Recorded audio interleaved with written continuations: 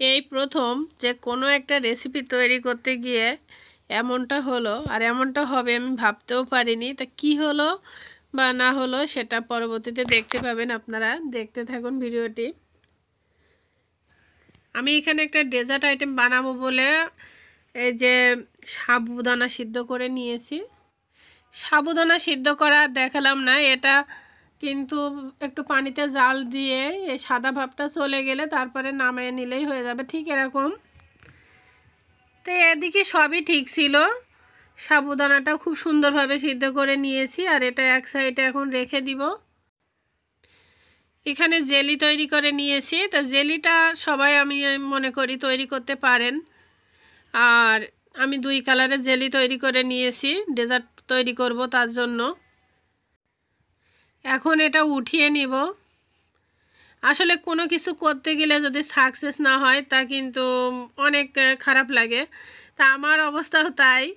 আমি এখানে জেলিটা তৈরি করে নিয়েছি। আর জেলিটাতে আমি একটু কর্নফ্লাওয়ার অ্যাড করেছিলাম। তাই এটা হচ্ছে জেলাটিন দিয়ে তৈরি করা, তবে একটু কর্নফ্লাওয়ার অ্যাড করেছিলাম, এই কারণে সাদা হয়ে গিয়েছে। আর এখন আমি যে ডেজার্টটা তৈরি করব তার জন্য দুধটা জাল করে নিয়েছি হালকা। এর ভিতরে এখন দিয়ে দিব গুঁড়া দুধ। গুঁড়া দুধটা দিলে খুব দ্রুত ঘন হয়ে যাবে আর খুব দ্রুত হয়েও যাবে, খেতেও ভালো লাগবে। চিনি, গুঁড়া দুধ এগুলো সব পরিমাণ মতো অ্যাড করে দিতেছি। দিয়ে দিলাম স্বাদ মতো লবণ। আর এটা আমি করব এই যে আগার আগার পাউডার দিয়ে। তো এখানে আমি আগার আগার পাউডার দিব। যদি বেশি করতে চান সেক্ষেত্রে কিন্তু আগার আগার পাউডারটা একটু বেশিই লাগবে। আমি এখানে 1 টেবিল চামচ পরিমাণ দিয়ে দিলাম। আর এটা এখন খুব ভালোভাবে মিশিয়ে নিব। এই যে মেশানো হয়ে গিয়েছে, এখন দিয়ে দিব ভ্যানিলা এসেন্স। এটা দিলেও হয় না দিলেও হয়, তবে একটু ফ্লেভারের জন্য কি মানে এটা দিলে ভালো লাগে খেতে। সবগুলো উপকরণ খুব ভালোভাবে মিশিয়ে নিয়েছি। আর এখন চুলায় একটু জাল করে নিচ্ছে।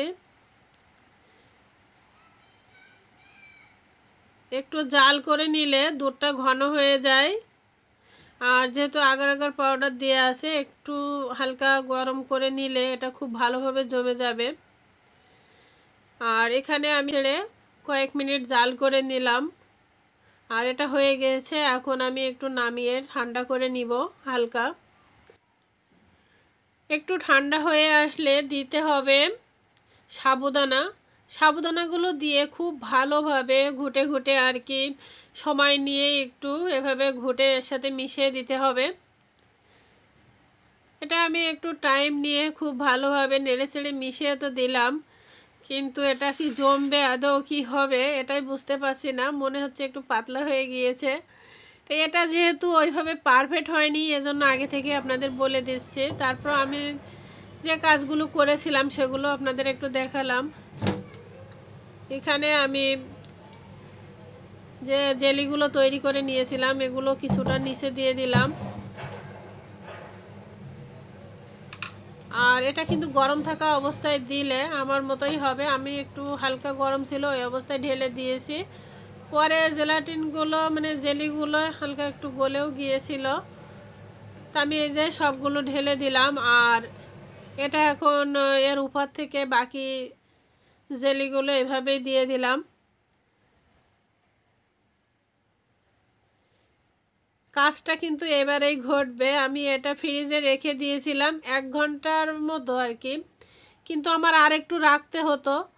আমার মেয়ে খাবো খাবো করছিল, যার জন্য আমি যখন তখন আর কি 1 ঘন্টা পরে বের করতে গিয়েছি। দেখলাম উপর থেকে ভালোই জমে গিয়েছে, কিন্তু ভিতরে যে একটু নরম ছিল এটা বুঝতে পারিনি। পরে প্লেটটা দিয়ে যখন ঢাকা দিয়ে আর কি ছেড়ে দিলাম, আপনারা দেখলেই বুঝতে পারবেন।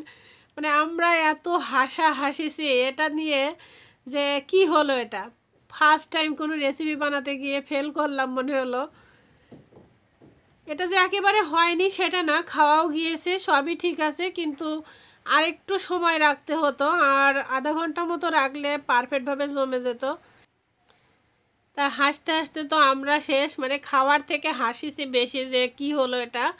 আপনারাও আশা করব যে রেসিপিটা দেখার পরে কেউ ভুল বুঝবেন না। আসলে রেসিপি ঠিকই ছিল, সবই ঠিকই ছিল, কিন্তু একটু ভুলের কারণে, একটু সময়ের কারণে এটা হয়ে গেল।